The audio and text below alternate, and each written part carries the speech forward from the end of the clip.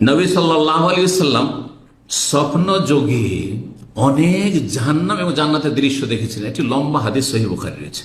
পুরো হাদিস শোনাইলে তো ওই একটি হাদিস 1-1.5 ঘন্টায় শেষ করা হয়তো মুশকিল হয়ে যাবে। একটা অংশ শুধু, একটা দৃশ্য নবী সাল্লাল্লাহু আলাইহি ওয়াসাল্লাম দেখছেন যে একজন লোক রক্তের নদীতে হাবুডুবু করছে, আর তারপরে সে কিনারা আসার চেষ্টা করছে, যেমন কিনারায় তটে লাগার চেষ্টা করছে, তেমন বড় পাথর দিয়ে তার মুখে কি করা হচ্ছে, মারা হচ্ছে। হ্যাঁ, ওয়াল্লাযী রাআইতাহু ফিন নাহারে, যাকে দেখলে সেই রক্তের নদীতে আকিলুর রিবা, সে সুদখোর।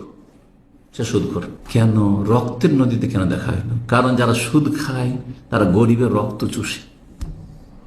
সুদী সিস্টেম হচ্ছে গরিবদের রক্ত চুষে নেওয়া। সুদে লোন নিয়ে কোন মানুষ বড় লোক হয়েছে? কখনো হবে না। এই যারা কোটি কোটি টাকা লোন নিচ্ছে ব্যাংকে, মনে করছেন যে বড় লোক হচ্ছে, দেখেন কোন সময় দেউলিয়া হয়ে গেল, আর ব্যাংক এত টাকা পাবে দিতে পারছে না। বা তাদের গায়ের জোরে বা তাদের রাষ্ট্রীয় ক্ষমতার জোরে বা রাজনীতির জোরে হয়তো সেগুলোকে হিসাব নিকাশ দুনিয়াতে হচ্ছে না, আখেরাতে হবে। দুর্নীতিতে ডুবে আছে তারা। কথা বুঝে গেছেন? কোনদিন সুদের উপরে ভিত্তি করে যে অর্থনীতি দাঁড়াবে, সেই অর্থনীতিতে কোনো বরকত থাকবে না। আল্লাহ বলে দিয়েছে ইয়ামহাকুল্লাহু রিবা, সুদকে আল্লাহ নিশ্চিহ্ন করে দেন, মুছে দেন।